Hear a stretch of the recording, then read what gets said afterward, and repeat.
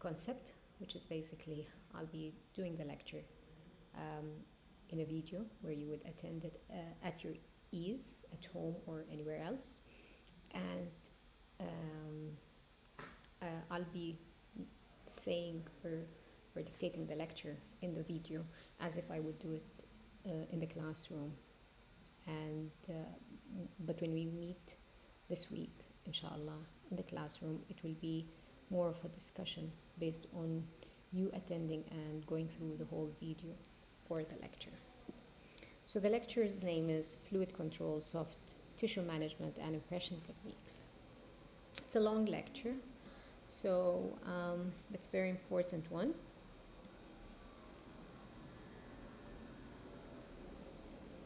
So as we were talking, there is a journey for fixed prosthodontics or fabrication of a crown.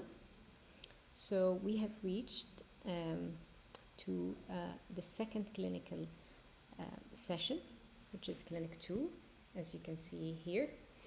And we have gone through a couple of them, and we have reached to isolation and gingival retraction.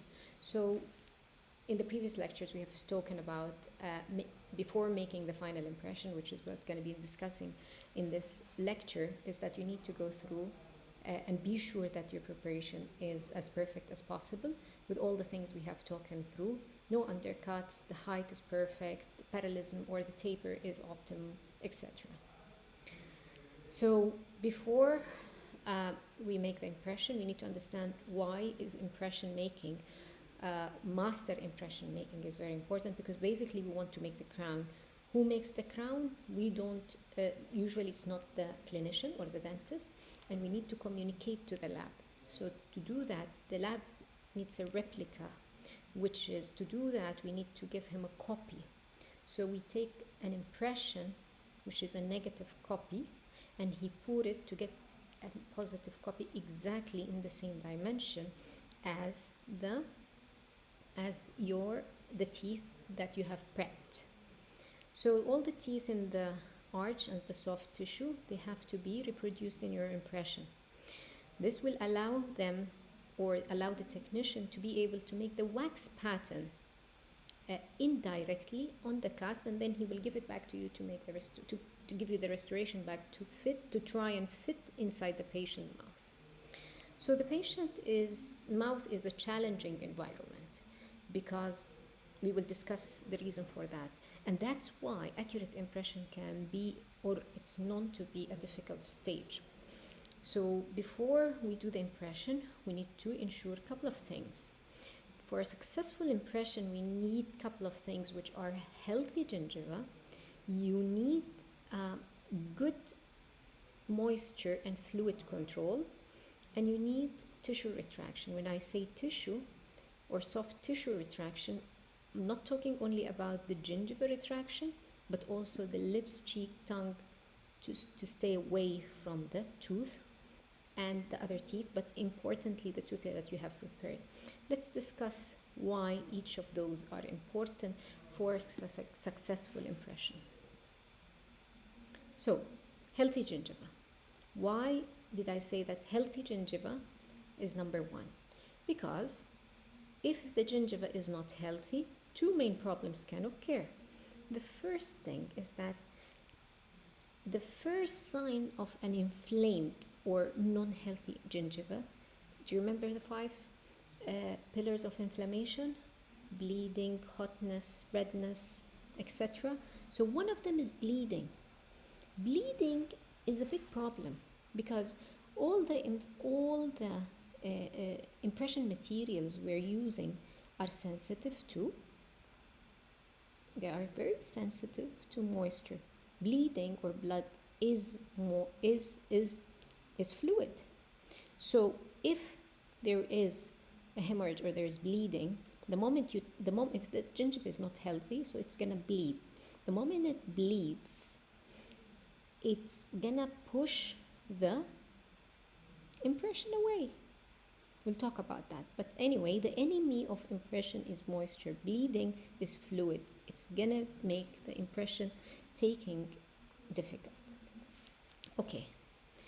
So we have to make, the other problem is, let's say here, you can see how one of the other signs of inflamed gingiva is that it is larger because it is edemic, edema. So the moment the edema or the edematous tissue resolve and becomes healthy, it's gonna shrink in size. So if you plan your margin to be here, and after this settles, the gingiva is gonna be up there because it reduces in size. So you might have a problem in showing the margin. So healthy gingiva is mandatory for that reason. And to make life easier, obviously you have to give the patient a good prophylaxis and cleaning. Give the patient good, make sure that the gingiva is healthy. But even to have an extra step after doing all of that, it is recommended in the literature to give the patient a chlorhexidine mouthwash for 0.7% undiluted twice daily for 7 days. Make sure that you don't exceed 10 days because it can stain teeth in brownish discoloration. Also, ask the patient to use extra aids like interdental brushes before making the impression in that specific area. That's very important. So we talked about the successful impression. We said that healthy gingiva is important. Now let's talk about fluid and moisture control. Now, this is a very important concept, and this is something I really want you to understand carefully. What is fluids and moisture we're talking about? So there are the saliva from the surrounding, which is produced by the salivary glands. It will be more problematic, the saliva in the mandibular arch, because of the gravity pulling it down. Also, you have the sulcular fluid coming from the sulcus here. It's very important because it's in close proximity to the margin. One of the most important areas that you have to capture in impression is the margin, and also blood coming from the gingiva and the sulcus. So manipulation of this area is very important because of the sulcular fluid, because of the bleeding that might be induced, and also because of the saliva. So in reproducing the prep tooth is important, but reproducing the margin is much more important, as we will discuss later. So this is the tooth, this is the margin, this is part of the root, and this is the sulcus, and this is the gingiva. Okay, so this is your fluid coming this way, and you're going to be injecting this is the nozzle of your impression material, and this is your impression material. You're injecting it, and you did not optimize the fluid and the moisture control. What happens? All of your impression materials are hydrophobic. Hydro means fluid, because all of the fluid have water, hydro. Phobic means they will come close to it and then they will run away. The moment they come close to water, they will run away. Means you inject like that, there is blood here, there is circular fluid here, there is saliva here, you didn't make it dry, so you get it close here, it will run away. It runs away, it gets repelled go away because of the nature of it, it's hydrophobic. And then what will have? It will not capture this area. If it doesn't capture this area, what happens? You will not have a good impression in this area, which is the most important area, which is your margin. Because of that, you will have a problem and you will have a faulty impression in the most important area, and you will have to repeat it. So that's why you need to stop bleeding, prevent saliva and sulcular fluid from getting in touch with all this area, especially the margin. So, because then you will have voids here, because the material will run away from the margin or anywhere where it's not dry. So it's very important to have displacement of the gingiva, and so the impression material reach the margin as well as part of the unprepared tooth. So you need to capture all this area as well as this area. So not only the margin, but beyond the margin. How do you control fluid?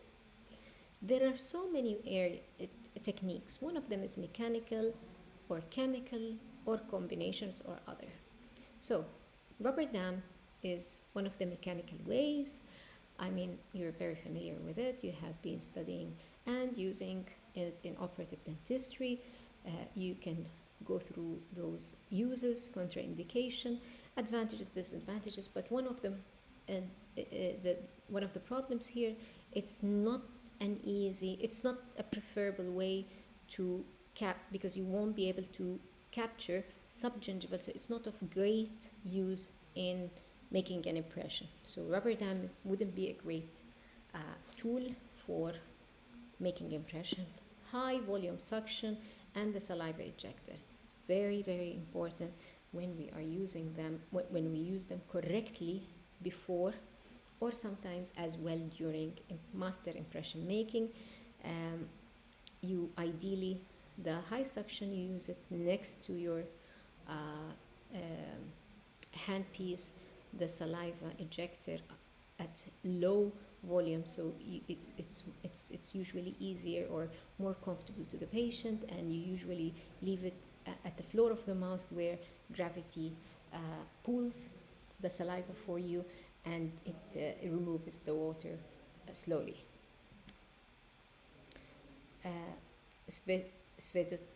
Svedopter, if I'm pronouncing it right, it's a saliva ejector but also a tongue retractor. They can be disposable or metal, and it can be autoclavable.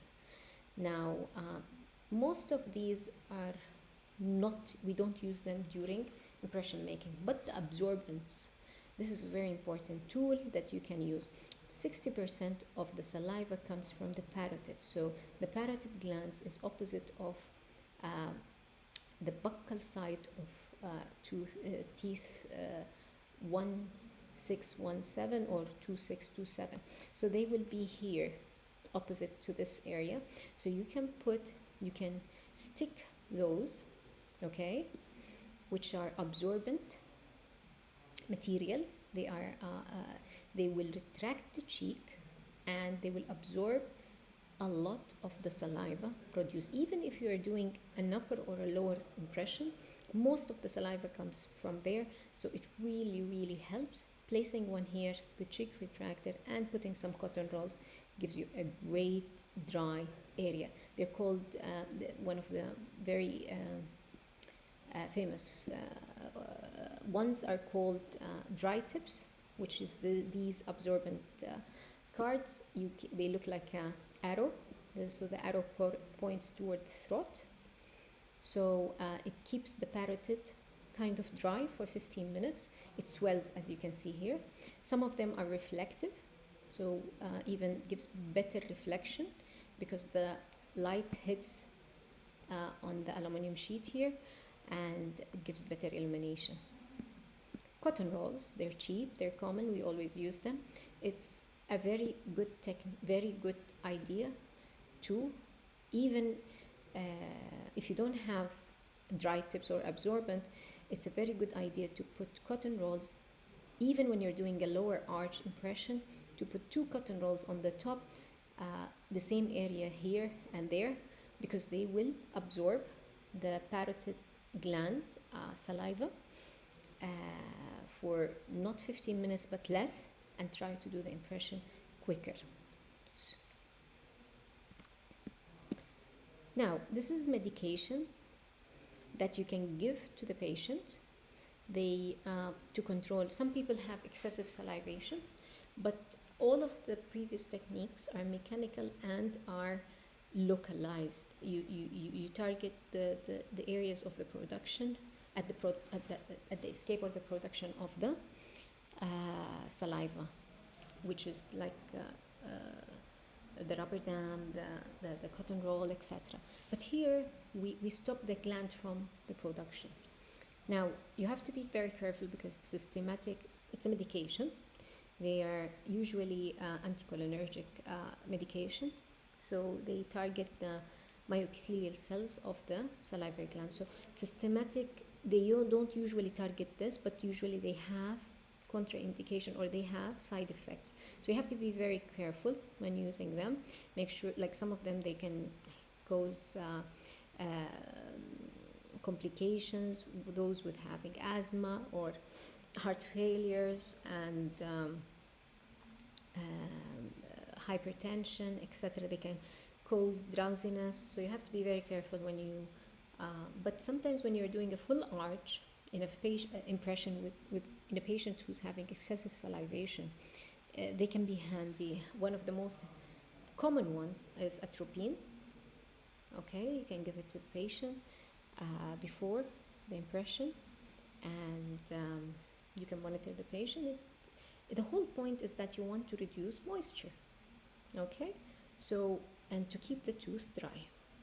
So we talked about having to stop the bleeding and have the gingiva healthy, to try to keep the area dry by mainly control the making the area dry.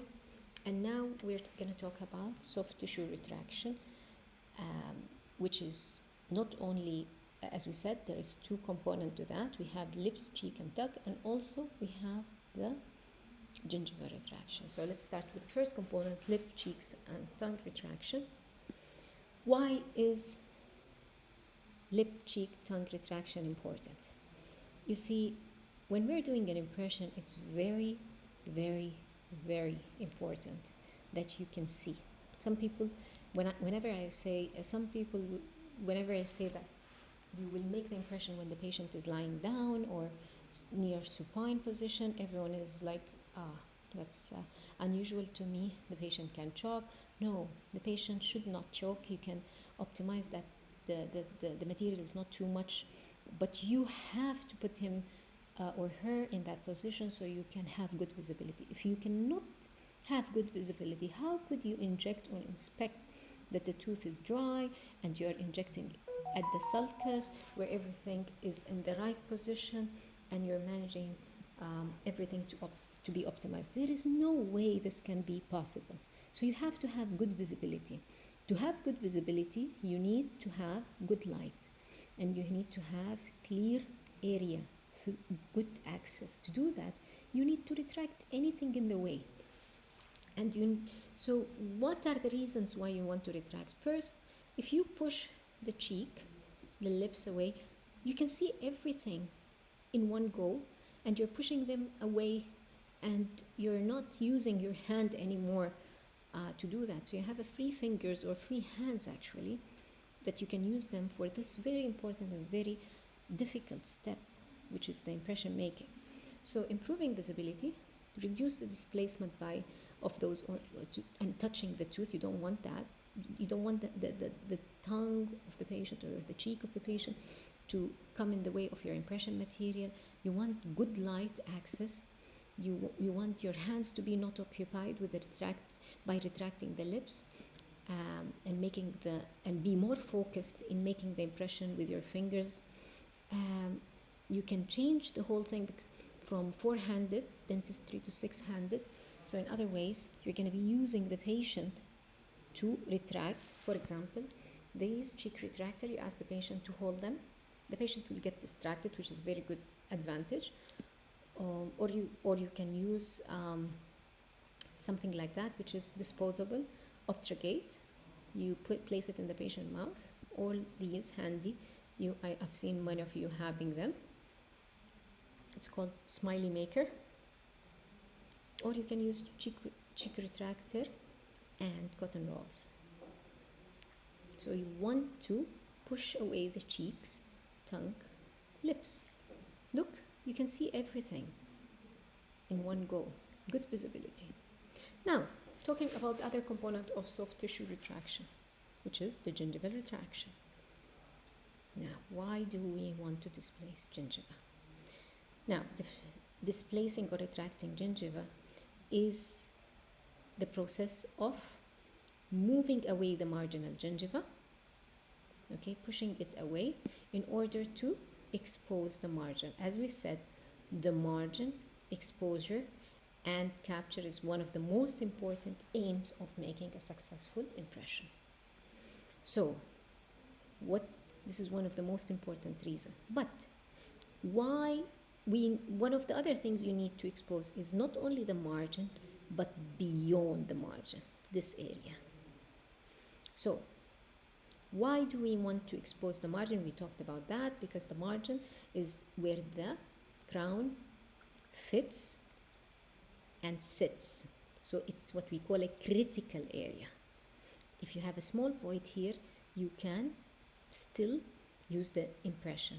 But if you have a small void here, you have to repeat the impression. So this is less critical area, very critical area. You have to repeat the impression if you don't capture this area. Now this area is a very important area to capture, which is a bit after your margin. Why? So you need to fully capture the finish line, okay? But it's also highly preferable to capture some of the tooth structure beyond the margin. What is that? Why is that important? Because, now look carefully. This is a crown. Let's say you have fabricated this crown and it is over. You gave the impression to the technician and he made it bigger in this area. So what will happen? The food will come this way and it will not touch this area. So one of the saliva will run to the outward. This is not good. Over contoured, one of the things that the food or the saliva or the tongue, they have to flow in this direction. This will massage the gingiva and it's a cleansing technique as well. So when you have an over contoured, okay, a crown, it makes the food, the saliva, the organs not able to reach this area. So it's bad. If you have it hypo-contoured or under-contoured, the food is directed straight to the gingiva, making it, producing trauma, direct trauma, and even food lodging or food impaction, and causing inflammation and even ulceration. So you have to have the proper contour of a normal natural tooth. To have that, you need to follow the same tooth emergence. So the tooth has a natural emergence. If your margin is here, if you follow this line from here to here, you will produce a natural and a normal and a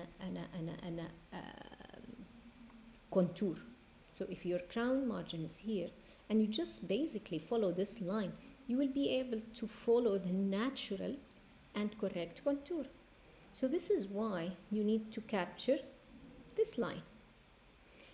Basically, all what the lab will need to do is follow this line and make the crown go this way. And this is what we call emergence profile. You need to give the technician a little bit of the beyond the margin so they can follow and make the proper emergence profile or the proper tooth contour to have a proper contour so that the gingiva remain healthy. Okay? So it's important to read, to know how to. One of the other reasons why you need to give the technician a little bit beyond, it's not only to get the right emergence profile, but also to have easier demarcation of the impression. What does that mean? Look at this photographs. This is a beautiful photograph. This is your tooth, this is your beautiful margin. With a successful retraction, you push the gingiva away. So you were able to expose fully the margin and some, don't need too much, just a tiny bit of beyond the margin. And then you took an impression. Look, from here, you inject And if you remove the cord from here, so you have the margin, and you have captured this area which is beyond the margin. So let's take a bigger picture of this. So you can look here, this is your margin, finish line, and this is your sulcus, okay, and this is the beyond the tooth structure, and this is the gingiva. So if you, in real life, impression of this area inside the sulcus will give you this little projection, because look, whatever is in blue, once you remove it from the tooth, you will have a negative picture. If you take a cross section, as you can see here, look, this is the tooth, this is your margin, beyond the margin, this is the tooth structure, and this blue area is your sulcus, or what we call an impression flush, or what we call skirt. If you have skirt, look, if you have a skirt, you can see easily your margin. So when you capture before, beyond, so that's the second reason why you need to capture not only the margin but beyond the margin, because it makes the impression reading easy. What does that mean?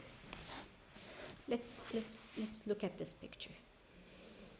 You did not capture, this is the tooth, this is here the tooth, this is the margin.